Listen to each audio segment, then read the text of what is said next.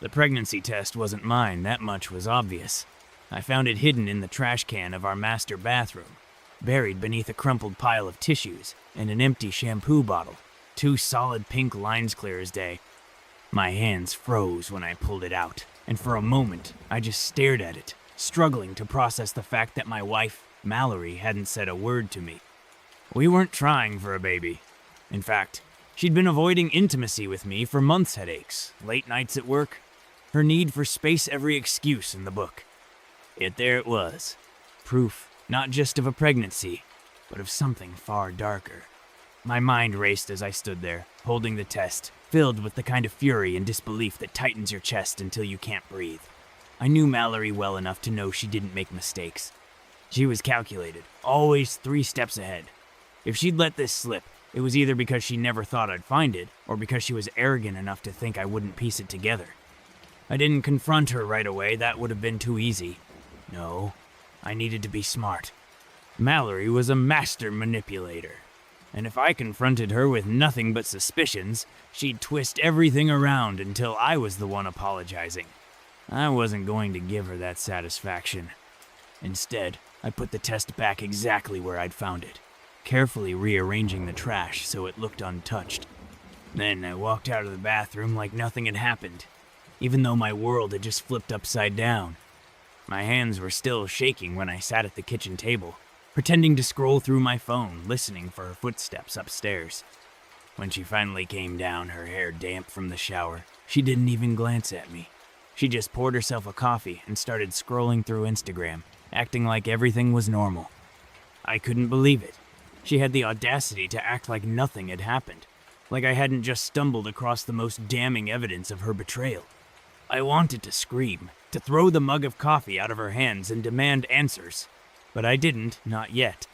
Instead, I smiled at her, calm as a saint, and said, "You look like you slept well. Long day at work today?" Mallory glanced up briefly, her expression unreadable, then shrugged. "Same old.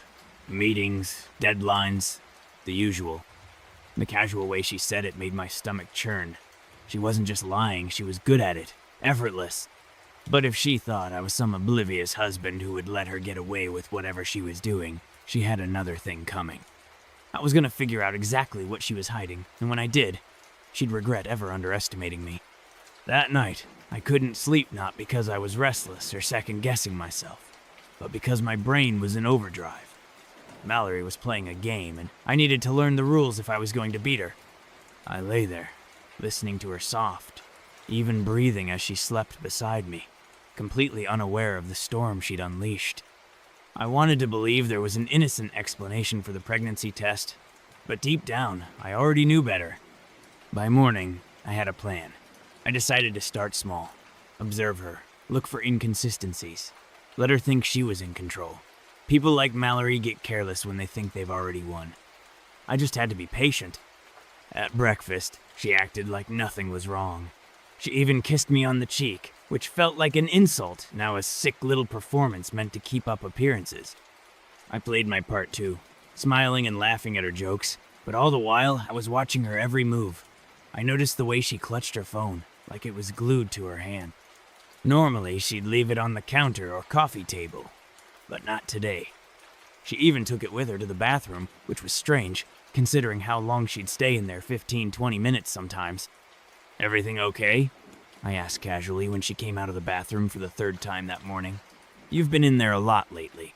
Mallory froze for half a second, just long enough to register the question, then recovered with a quick laugh. "Yeah, just some stomach issues. Probably that sushi we had the other night." That was a lie. We hadn't eaten sushi in weeks. I smiled and nodded, pretending to buy it, but inside my resolve hardened. If she was lying about something as small as that, what else was she lying about? Later that day, while she was at work, I decided to dig deeper. I'd never been the type to snoop, but this was different. This wasn't paranoia, it was self-preservation. I started with the trash, going through every piece of it, even though I hated myself for doing it. Sure enough, I found another clue, a crumpled receipt from a boutique in the next town over. It was dated 2 days ago and listed items I'd never seen in our house. Luxury candles, silk lingerie, and a men's cologne. My heart pounded as I stared at the receipt. She hadn't bought those things for me. That much was obvious. But for who? And why? I felt like I was in a bad movie, piecing together clues in real time. The pregnancy test, the unexplained purchases, the constant late nights at work, it was all adding up to something I didn't want to admit out loud just yet. That evening, I tested her again. We were sitting on the couch, watching some mindless reality show, when I casually asked, "So, who's the cologne for?" Mallory's head snapped toward me, her expression a mix of confusion and panic. "What are you talking about?" I held up the receipt, watching her closely. "This from Tuesday. Didn't realize you'd gone shopping." For a split second, her mask slipped, her eyes widened, and her mouth opened like she was about to say something, but then she recovered. She laughed, like I'd just told a stupid joke. "Oh, that's for my boss. His birthday's coming up, and the team pitched in for a gift. I didn't think it was a big deal, so I didn't mention it. It was a goodly quick, believable, and just vague enough to discourage follow-up questions. But it wasn't good enough. Not this time." "Oh, nice of you to take the lead on that," I said, smiling like I believed her. "I'm sure he'll love it." Mallory relaxed, sinking back into the couch with a relieved sigh. She had no idea I was onto her. No idea I was already 2 steps ahead. This wasn't just about catching her anymore. It was about making sure that when the truth came out, she couldn't wriggle her way out of it. The next step in my plan was to confirm what my instincts were screaming at me. Mallory had secrets, and I was done giving her the benefit of the doubt. If she wanted to play games, she'd soon learn that I wasn't the clueless husband she thought I was. The following morning, after she left for work, I did something I never thought I'd do. I followed her. It wasn't a random decision, or late nights at the office had been too frequent, too convenient, and I wanted to see for myself where she was really going. I waited down the street, parked behind an old pickup truck where she couldn't see me. First, everything seemed normal. She pulled out of the driveway in her sleek white SUV, coffee in hand, looking every bit the polished professional. I stayed a safe distance behind, following her route downtown, expecting her to head to her office like she always said she did. But she didn't. Instead, Mallory took an unexpected turn, one that led her straight to a quaint little cafe on the edge of town. My pulse quickened as I parked a block away, far enough not to be noticed, but close enough to watch her every move. She stepped out of the car, wearing an outfit far too nice for work, an elegant dress I hadn't seen before, paired with heels that clicked sharply against the pavement. My stomach churned as I realized this wasn't just a coffee run. She walked into the cafe like she owned the place, and within minutes, a man joined her. He was tall, dressed in business casual, with a kind of easy confidence that made my blood boil. They sat together at a corner table, leaning in close, talking and laughing like they didn't have a care in the world. Her face lit up in a way I hadn't seen in months. I gripped the steering wheel so tightly my knuckles turned white. Part of me wanted to storm in there, flip the table, and demand answers. But I held back. Losing my cool now wouldn't get me the proof I needed. Instead, I took out my phone and snapped a few photos, my hands shaking as I zoomed in to capture their cozy little rendezvous. They stayed there for over an hour, sipping lattes and sharing what looked like a pastry. When they finally left, I kept my distance, following them as they walked back to their cars. The man reached out, brushing a strand of hair from Mallory's face before leaning in to kiss her cheek. She didn't pull away. If anything, she lingered, smiling up at him like he was the center of her universe. I felt sick, furious, but most of all, I felt betrayed in a way I hadn't thought possible. Watching her with him, so carefree and intimate, was like a punch to the gut. But instead of letting the anger consume me, I forced myself to stay focused. This wasn't over, not by a long shot. I drove home in silence, my mind racing with questions. Who was he? How long had this been going on? And how much longer did she think she could keep me in the dark? I didn't have all the answers yet, but I knew one thing for sure. Mallory had underestimated me, and when the time came, I'd make damn sure she regretted it. When Mallory came home that evening, she was all smiles, carrying takeout bags like the picture of a loving wife who wanted to surprise her husband. It was almost laughable. She set the bags on the kitchen counter and kissed me on the cheek like she hadn't just spent her morning giggling over pastries with her mystery man. "I got your favorite," she chirped, pulling out boxes of barbecue ribs and mac and cheese. Figured we could have a nice dinner together. You've been working so hard lately. I forced a smile, keeping my tone light. That's thoughtful of you. Thanks, Mel. The way her eyes sparkled with self-satisfaction made my stomach turn. She thought she had me fooled, that I'd eat her ribs and smile like the devoted husband while she played house. But tonight, I wasn't just pretending to be clueless, I was setting the stage. Over dinner, I watched her closely. She overcompensated with small talk, throwing out questions about my day and joking about her boss's incompetence. She was putting on a show, likely to cover up the guilt she wasn't ready to admit. I matched her energy, laughing along and even sharing a story about an annoying coworker. The more relaxed she became, the more confident I felt about my next move. After we finished eating, I cleared the plates while she leaned against the counter, scrolling through her phone. I casually wiped my hands on a dish towel and asked, "So, how's the office these days? You seem busier than ever." She didn't even look up. Oh, you know how it is, same old grind. Deadlines, client meetings, the usual. Must be tough, juggling everything, I said. Late nights, early mornings. It's impressive. My voice was steady, my face carefully neutral. That got her attention. She glanced up, her smile faltering slightly. It's not that bad. Besides, I'm doing it for us, right? Building our future, right? I nodded. Right. Like this morning, you had that coffee meeting, didn't you? Mallory froze. Just for a split second, but it was enough to confirm everything I already knew. Her grip on the phone tightened, and she quickly masked her reaction with a laugh. Oh yeah, just some networking thing. Nothing exciting. I leaned against the counter, folding my arms. That's interesting. You never mentioned it before. Networking sounds cozy. Her eyes narrowed slightly. Her smile thinned. Ethan, what's with the third degree? It was just a work thing. Why are you making it sound weird? Not at all, I said, raising my hands in mock surrender. Just curious, that's all. She watched me carefully, clearly trying to gauge whether I was onto her. After a tense moment, she shrugged and turned her attention back to her phone, muttering something about me being paranoid lately. But I wasn't paranoid. I was methodical. That night, after Mallory went to bed, I stayed up reviewing the photos I'd taken earlier. Each one was like a dagger, cutting through any lingering hope I had that this was all just a misunderstanding. Her smile, the way she leaned in close to him, the kiss, it was all there, vivid and undeniable. She had no idea I was building my case, piece by piece, ensuring there would be no escape when the truth finally came out. I didn't sleep that night, not because I was consumed by anger, but because I was planning my next move. Mallory had spent months crafting her web of lies, but she didn't realize I was about to burn it all down.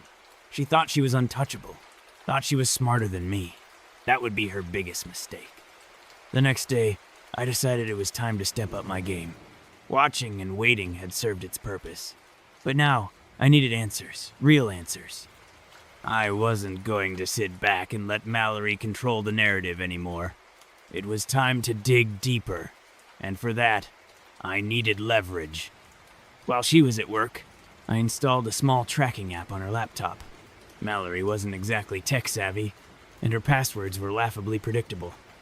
Within minutes, I had access to her email and calendar. I wasn't proud of what I was doing, but pride didn't matter anymore. The truth did. Her email inbox was revealing, to say the least. Among the usual work correspondence were messages from someone named Luke R.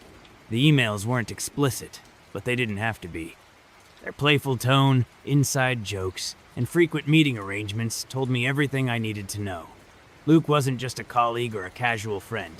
He was the Guythe man from the cafe. Then there was her calendar. It was meticulously organized work meetings, project deadlines, personal events. One entry in particular caught my eye. Friday, 3 p.m., Dr. Carlson prenatal checkup. My heart stopped. Prenatal checkup? She hadn't just lied about being pregnant. She was actively managing her pregnancy behind my back. The betrayal hit me like a freight train. But instead of letting the rage consume me, I focused on the opportunity it presented. This was my smoking gun, the one thing she couldn't twist or deny. But I wasn't ready to confront her just yet. Not until I could bring everything crashing down in one devastating blow. Later that day, I followed up on the next piece of the puzzle, Luke. His email signature listed his company and title, so I did some digging. It didn't take long to find his LinkedIn profile. Senior consultant at a high-end firm, married with 2 kids. Perfect. That detail was a gift. It meant I wasn't just dealing with Mallory's lies anymore. Luke had something to lose, too. If this man thought he could waltz into my life, destroy my marriage, and walk away unscathed, he was about to learn just how wrong he was.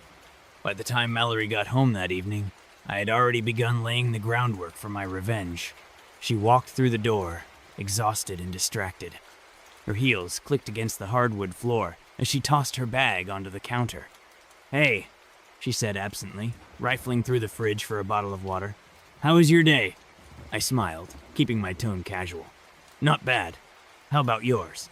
She hesitated, her head still buried in the fridge. "Yeah, the usual meetings all day. I'm wiped." "Anything interesting come up?" I pressed, my voice steady. She straightened up, glancing at me briefly before shaking her head. "Nope, just the same old grind." It took everything I had not to laugh. The lies rolled off her tongue so easily that I almost admired her audacity. Almost. "Glad to hear it," I said, forcing a smile. "By the way, I was thinking of heading out Friday afternoon, got some errands to run. That okay with you?" Mallory barely looked up. "Of course. Do whatever you need." Perfect.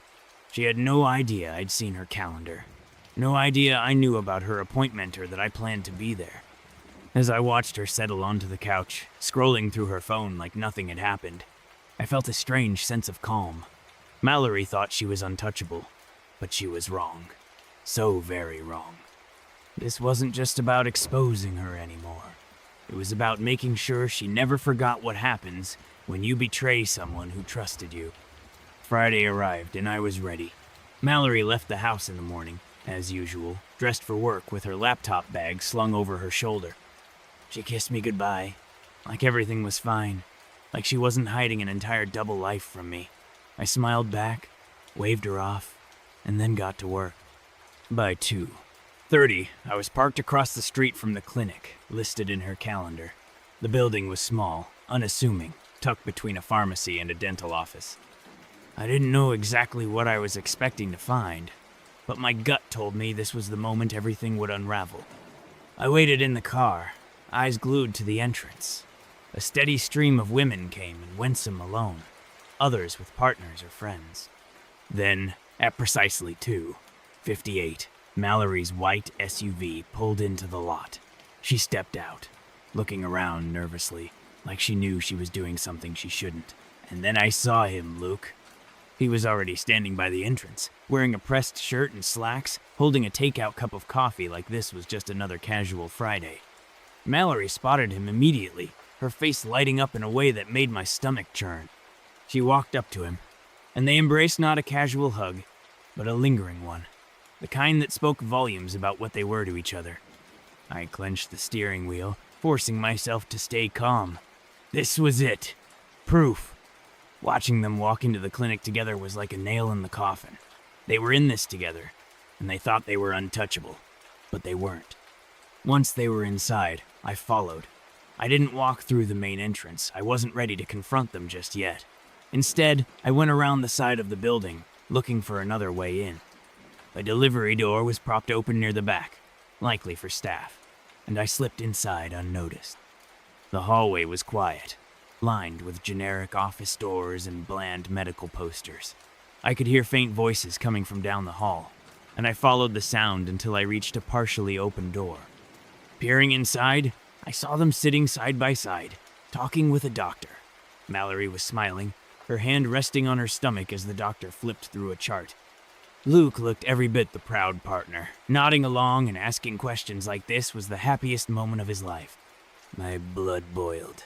I wanted to barge in and expose them right then and there, but I held back. This wasn't the time or the place not yet. Instead, I pulled out my phone and started recording every word, every gesture, every smile. It was all on tape now evidence, unshakable, undeniable evidence.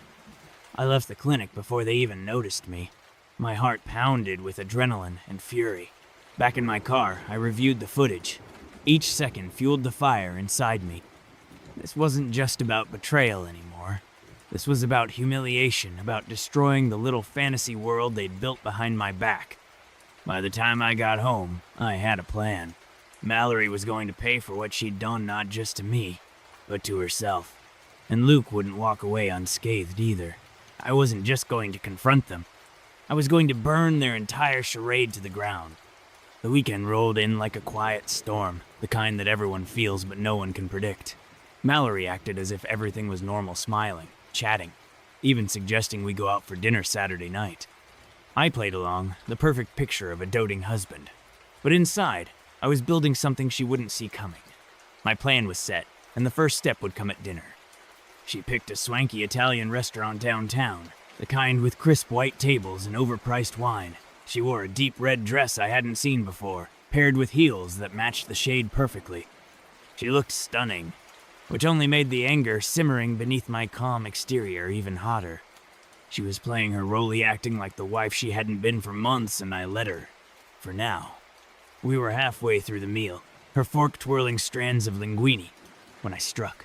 "You know," I said, swirling the wine in my glass, "I've been thinking a lot about our future." Mallory looked up, her smile faltering for a brief moment before she recovered. "Oh, what brought that on?" I leaned back in my chair, keeping my tone casual. "I don't know. Lately you've seemed distracted, like something's been on your mind. I figured maybe it was time we talked about it." She blinked, caught off guard. "Distracted? What are you talking about? I've just been busy with work. You know that." "Work?" I repeated, nodding thoughtfully. "Right. And all those late nights at the office, the networking meetings, the trips out of town, that's all just work, huh?" Her grip on her fork tightened, her knuckles turning white. "Ethan, I don't know what you're trying to say, but it's starting to sound like you don't trust me." "Oh, I trust you, Mallory," I said, leaning forward now, my voice dropping to a low, measured tone. "I trust you to always look out for yourself, to cover your tracks, to think you're smarter than everyone else in the room. But here's the thing. I'm not as stupid as you think I am." Her face froze, the color draining as I reached into my pocket and pulled out my phone. I didn't even need to unlock it. The thumbnail of the video from the clinic was enough. I held it up, letting her get a good look, watching her world crumble in real time. "What the hell is that?" she hissed, her voice low but venomous. "Oh, you know what it is," I said, my tone almost mocking. "I followed you, Mallory. I saw everything. The clinic, Luke, the little prenatal pep talk with the doctor. You've been busy, haven't you?" Her eyes darted around the restaurant, panic creeping into her features. "Keep your voice down," she whispered, her tone sharp. "You don't know what you're talking about." "Don't I?" I leaned in closer, my voice barely above a whisper now. "Let me guess. You were planning to pin the baby on me, right? Play happy family while sneaking off with Luke whenever you felt like it. Or was he going to stay in the shadows, the little secret you thought I'd never figure out?" She opened her mouth to respond, but nothing came out. For the first time in months, Mallory looked powerless, and it was intoxicating. "Here's the deal," I continued, my voice calm but laced with steel. "I've got everything I need, photos, videos, emails, you name it. So, you've got two options. One, you come clean right here, right now, and we figure out what happens next. Or two, I walk out of this restaurant and send all of this to Luke's wife. What's it going to be?" Her face twisted into something between fury and fear, her mask slipping entirely. For the first time, the real Mallory was on display, not the polished, charming version she showed the world, but the cold, calculating liar who thought she could control everything. "You wouldn't dare," she hissed, her voice low and venomous. I leaned back, smiling. "Try me." Mallory sat there frozen, her perfectly curated composure unraveling in front of me. The glow of the candlelight flickered against her now pale face. Her red lipstick was suddenly smudged, as if the pressure of the moment had physically weighed on her. She opened her mouth, closed it, and then glanced around the restaurant like she was searching for an escape route. But there was none. Not this time. "You don't know what you're doing, Ethan," she finally whispered, her voice sharp and biting. "This is my life.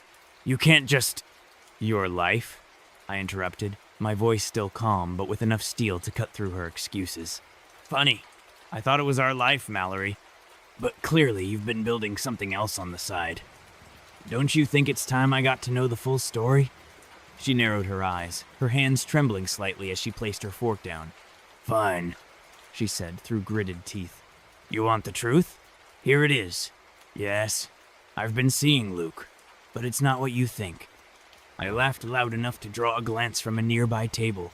Not what I think? You're joking, right, Mallory? I followed you to the clinic. I saw you with him. You're having his child, for God's sake. What part of that am I misunderstanding? Her expression darkened. The panic in her eyes was replaced with something colder. You don't get it, she said, her voice low and fierce. Luke, he's different. He understands me in ways you never could. You've been so boring, Ethan. So predictable. I needed more. There it was, the knife in the chest. She didn't even bother trying to deny it. In fact, she looked almost defiant, like she wanted to hurt me, like my pain was her victory. The realization hit me harder than I expected. She wasn't just lying to protect herself. She wanted to punish me for daring to catch her. Boring, I repeated, my voice low. Predictable. Is that what this was about? You got tired of the man who supported you, who built a life with you, and decided to go play house with someone else all because you were bored? You're twisting this, she snapped, her voice rising. Despite her earlier attempt to keep things quiet, I needed something different, something exciting. Don't act like you're some perfect saint. You've been distant, wrapped up in your own little world for months. I let her words hang in the air for a moment, before leaning forward, locking eyes with her. You want to talk about being distant? How about you shutting me out for months, lying to my face and plotting to make me raise another man's child? Is that exciting enough for you? Her face flushed red with anger, but she didn't respond. She couldn't. There was no defense for what she'd done, and we both knew it. I pulled out my phone again, tapping the screen to bring up the recording from the clinic. You see this? I said, holding it up. This is my insurance policy. It goes straight to Luke's wife if you try to twist this conversation or lie to me again. And trust me, I'll hit send without a second thought. Mallory's defiance cracked, her bravado crumbling as the reality of the situation set in. You wouldn't, she whispered, her voice wavering. Try me, I said, my tone icy. You thought you could play me, Mallory. You thought I'd never figure it out. But here we are. So here's what's going to happen. You're going to tell me everything. Everything. And then you're going to start thinking about how to make this right. If you don't, Luke's life explodes. Your reputation burns to the ground. And this fairy tale of yours ends in flames. Your move. She stared at me, her eyes wide with fear, her hands gripping the edge of the table like she was trying to keep herself from falling apart. For the first time in months, Mallory was speechless. I stood up, sliding my phone back into my pocket. Take your time, Mallory, but don't take too long. You're on borrowed time now, and I'm not feeling particularly generous. Without waiting for her to respond, I walked out of the restaurant, leaving her sitting there in stunned silence. The cold night air hit my face as I stepped outside, and for the first time in months, I felt like I was in control. Mallory had played her cards, and now it was my turn. When I got home, I didn't wait for Mallory. I poured myself a drink, sat down at the kitchen table, and started writing out the final steps of my plan. She thought the dinner confrontation was the climax, but she had no idea what was coming next. The lies she told, the betrayal she orchestrated, and the arrogance she flaunted it was all going to collapse around her. By the time she came through the door, her heels clicking against the hardwood, I was ready. She hesitated when she saw me still sitting at the table, calm and collected, with my drink in hand. Her mask was back on fake composure, the practiced smile of someone who thought they still had a chance to salvage control. You walked out on me, she said, her voice sharp as she set her purse on the counter. That was humiliating, Ethan. Good, I said simply, taking a slow sip. Get used to it. Her jaw clenched. Are we really doing this? You made your point. Yes, I made a mistake, but I'm still your wife. We can fix this. I laughed, a cold, bitter sound that made her flinch. Fix this, Mallory? This isn't a broken vase. You didn't make a mistake. You lied, you cheated, and you tried to trap me into raising another man's child. There's no fixing this. She crossed her arms, her eyes narrowing. Fine. You want to end things. Go ahead. But let's not pretend you're some innocent victim here. You've been distant for months, Ethan. You shut me out. You stopped trying. Maybe if you'd paid more attention, none of this would have happened. There it was, again the deflection, the gaslighting, the shameless attempt to make her betrayal my fault. But I didn't take the bait. I stood up, towering over her, and met her glare head on. Funny you say that, I said, my voice dangerously calm, because I've been paying plenty of attention. Like when you skipped out of work to meet Luke, or when you bought him that cologne and called it a team gift, or my favorite, when you walked into that clinic together for your prenatal appointment. Yeah, Mallory, I've been paying attention. Her face turned pale, and for the first time, I saw real fear in her eyes. She opened her mouth to argue, but I cut her off. You know, I wasn't planning to get messy, I continued, pacing slowly around the kitchen. I thought maybe I'd just leave, let you deal with the fallout on your own. But then I thought, no, that's too easy. You don't get to walk away from this like nothing happened. What do you mean? She asked, her voice trembling now. I stopped pacing and pulled out my phone again, holding it up so she could see the screen. I've got everything, Mallory. The photos, the videos, the emails. And guess what?